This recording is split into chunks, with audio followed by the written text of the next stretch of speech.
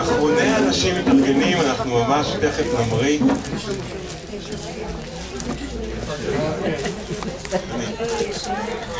אחד מאופני הכבוד בשם בנים.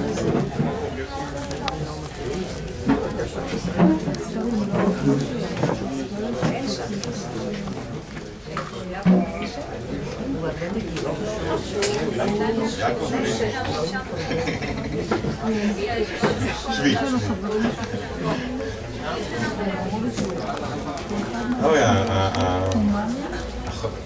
הקהל גודש את החנות, איזה כיף. אני מאוד שמח להיות פה בתולעת ספרים, כיכר רבין, ולחגוג, להשיק את אישה ציפור, אישה דג, ספר השירים הנפלא, הנוג, החכם של שולמית סטרקמן. אני מנחש שרבים מכם כמוני אוהבים מאוד שירה.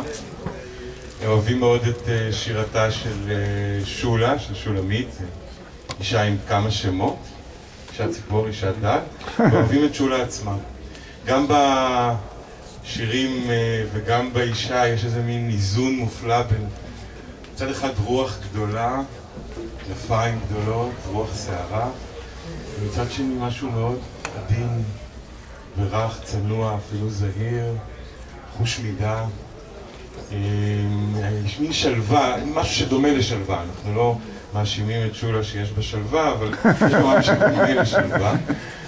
וגם בה וגם בשירים יש שערה, שלווה, מה שמעניק להם ולה הרבה מאוד חן ויופי. אני אומר כמה מילים, שמי אלי הירש. אני אומר כמה מילים ספרותיות בהמשך. זה היה רק מילות פתיחה כדי להיכנס למצב רוח השולמיתי הנכון, ואני רוצה להזמין את ראשון הדוברים, חבר טוב מאוד של שולה ושלי, הסופר, ההיסטוריון רון ברקאי, שהגיע לכאן במיוחד מסלמנקה, ניסה על כנפיה של ציפור גדולה, וחסידה, אני מכיר את החסידות של סלמנקה. הוא גם כתב את תחרית הדבר לספר. רוני, בבקשה. יכול להיות שם? איפה שאתה רוצה כאן? להיכנס פנימה. יותר קל לי, כי בדפים, הספר. רון ברקאי, בבקשה. תודה רבה. תודה. שנייה אחת רק,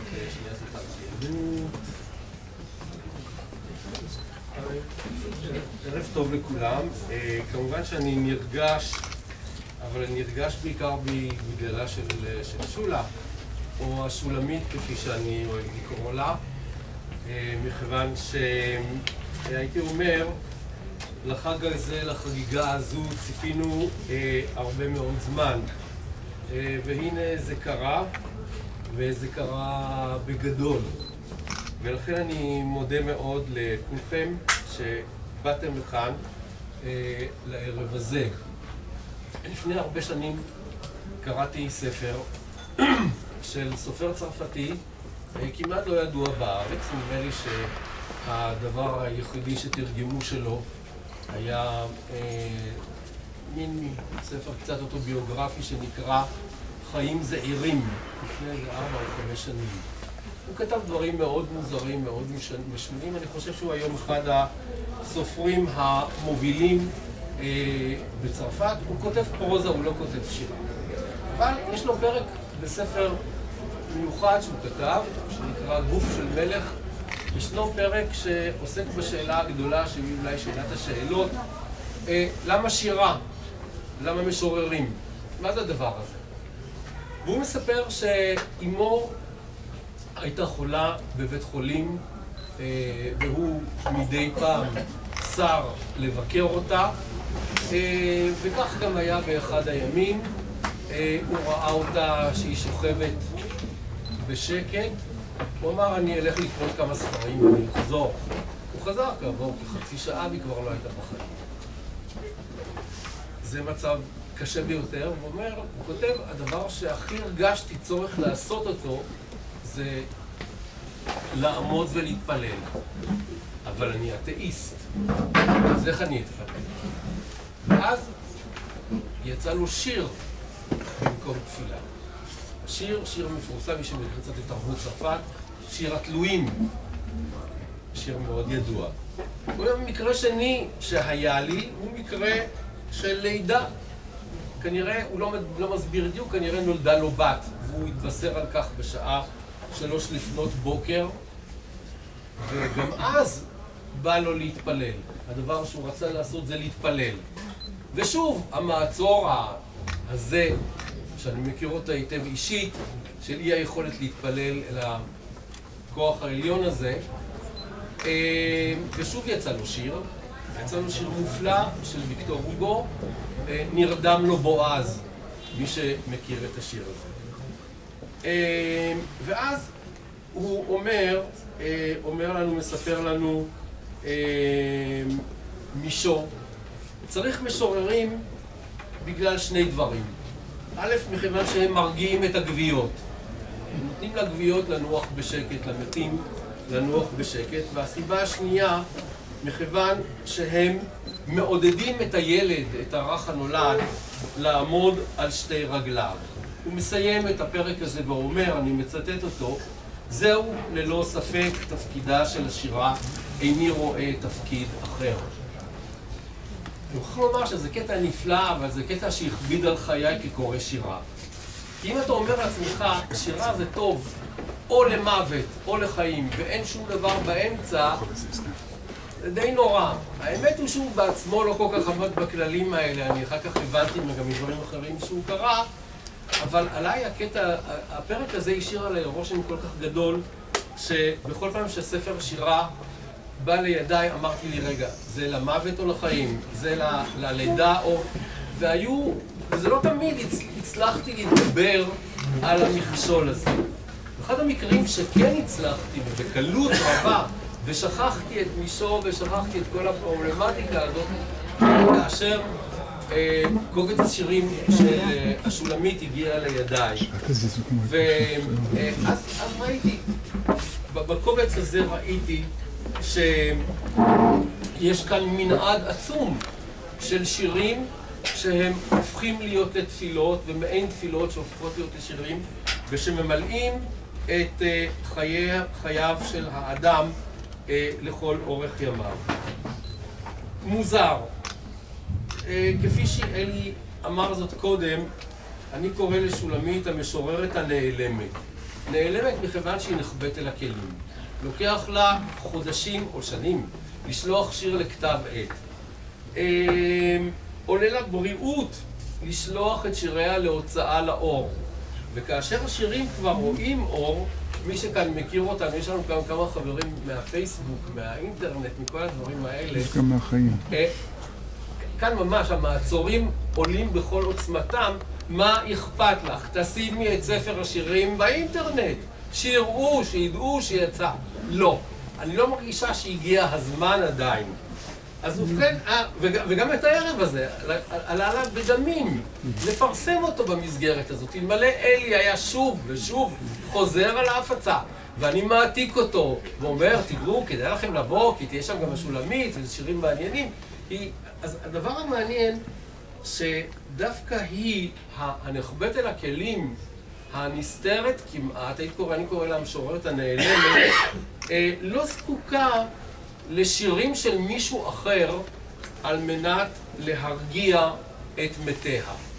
את המתים שלה שולה מרגיעה בעצמה. ושני צמדי שירים שאני אוהב מאוד בקובץ הזה, אני אוהב את השירים שהיא כתבה על מות אמה ועל מות אביה.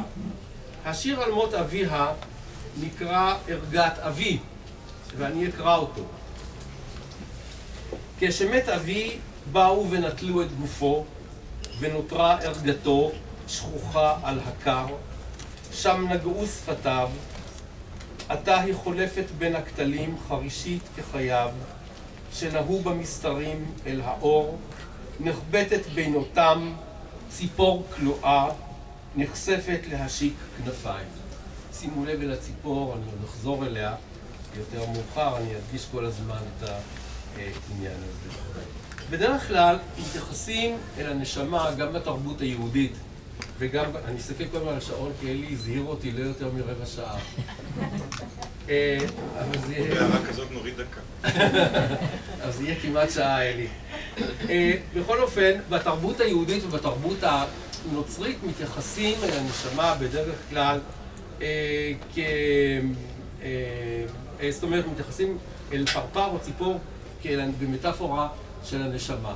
והנה כאן, שולה, שימו לב, ועל זה אפשר לדבר ערב שלם, הסיטה את המטאפורה, ובמקום שהיא תדבר על נשמה, על נשמתו של אביה, היא דיברה על ערגתו של אביה, שנשארה על הקר, והיא כאמור הציפור הכלואה.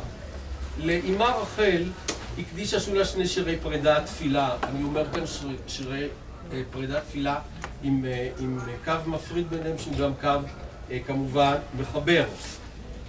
השיר האחד, כשאמי כבר לא גרה כאן, שדי לכותרת הזו כדי להרעיד את הלב.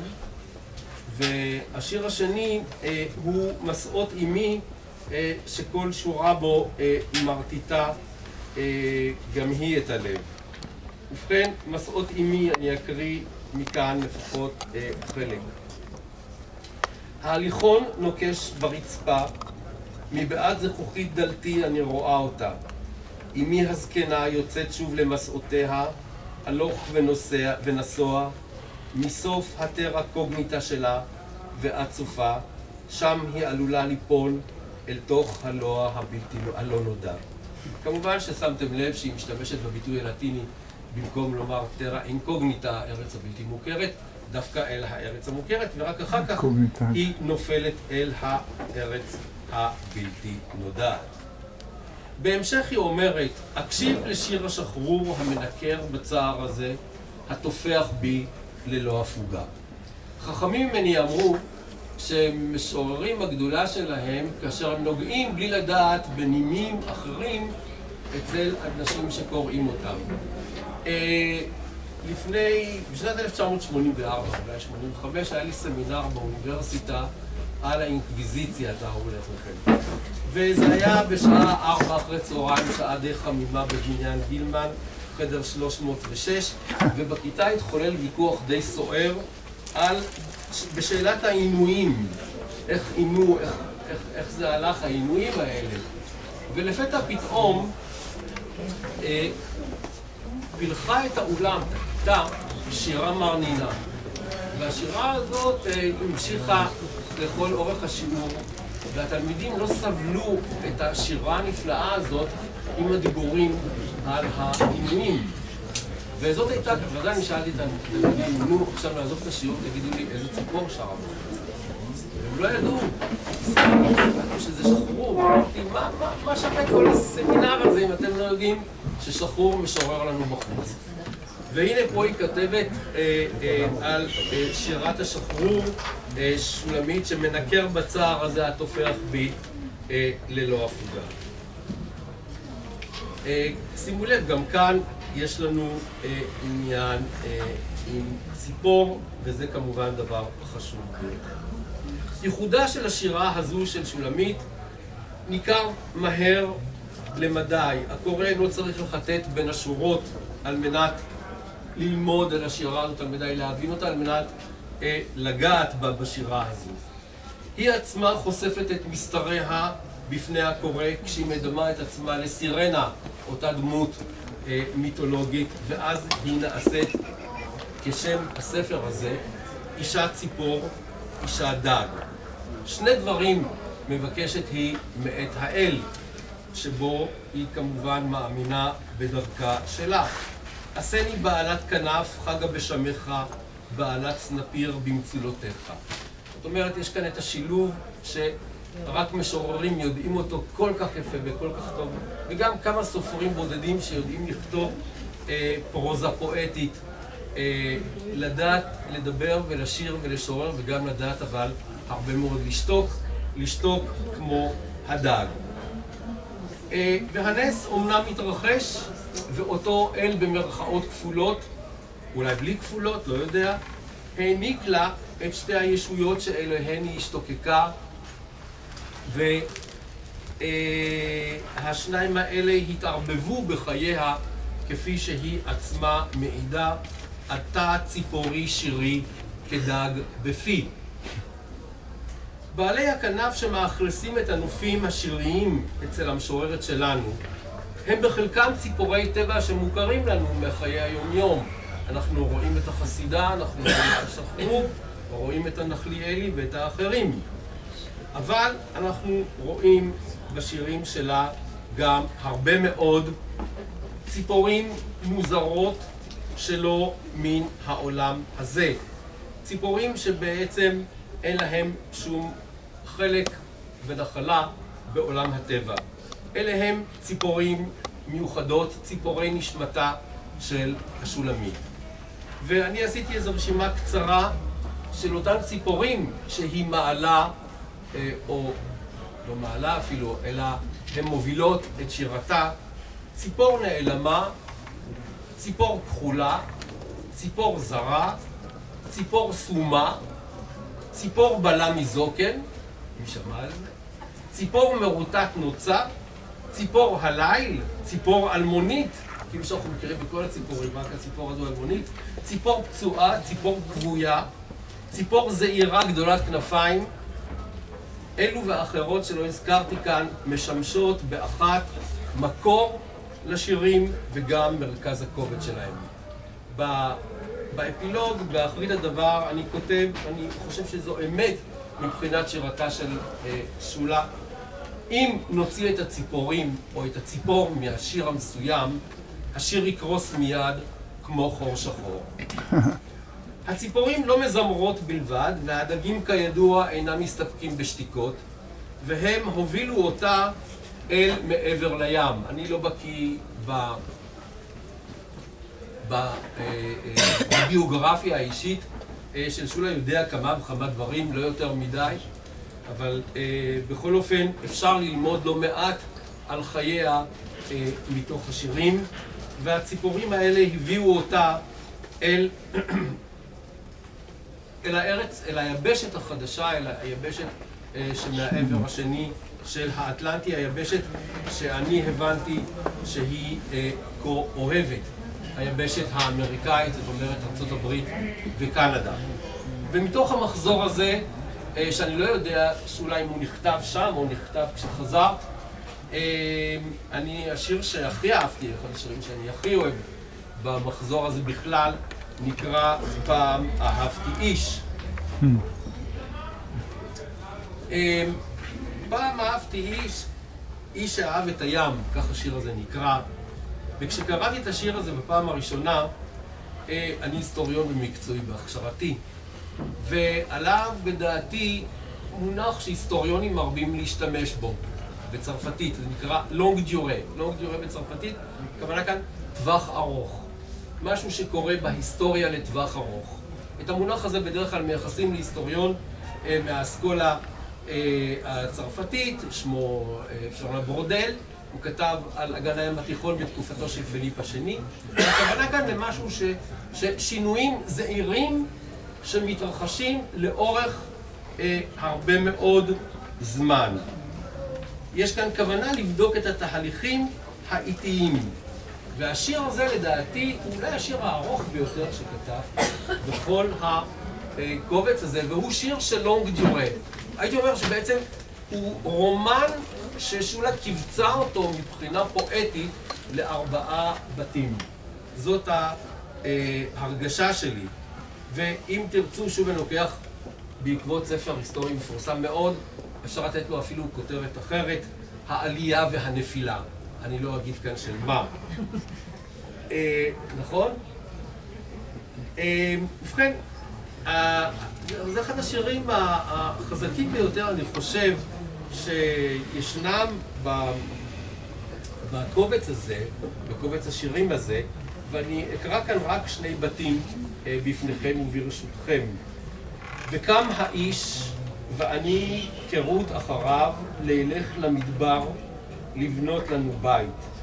והיה שם נהר, והנהר עברנו ירוק, ואורו מנומר, ולחשו כלחש אהבתנו.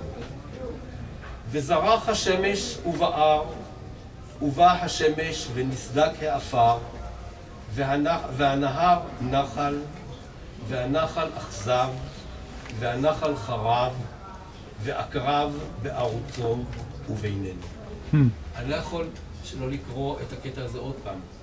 וזרח השמש ובער, ובא השמש ונסדק העפר, והנהר נחל, והנחל אכזב, והנחל חרב, ועקרב בערוצו ובינינו.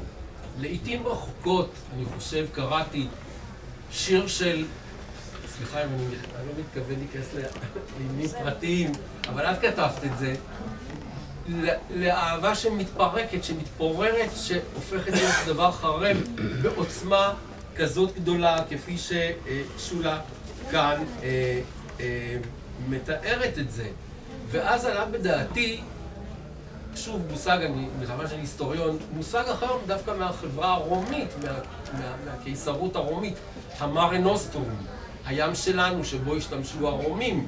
התפיסה של הים, הם התכוונו לים התיכון, כדבר משהו אינו מכשול, הוא אינו דבר מה שמפריע בין עמים, בין ארצות, בין מחוזות, אלא הם התייחסו אל המארה נוסטרום, אל הים שלנו, כאל דבר שמקשר, דבר שמאחד, דבר שיוצר איזשהן זיקות הדדיות. והנה ברגע שאין מים, ומי שקורא את השירים יראה עד כמה שולה אוהבת את המים, ברגע שאין מים, הכל חרב והכל מתפרק, ומה שנשאר שם במקום הדגים וציפורי המים, נשאר שם בסך הכל עקרב.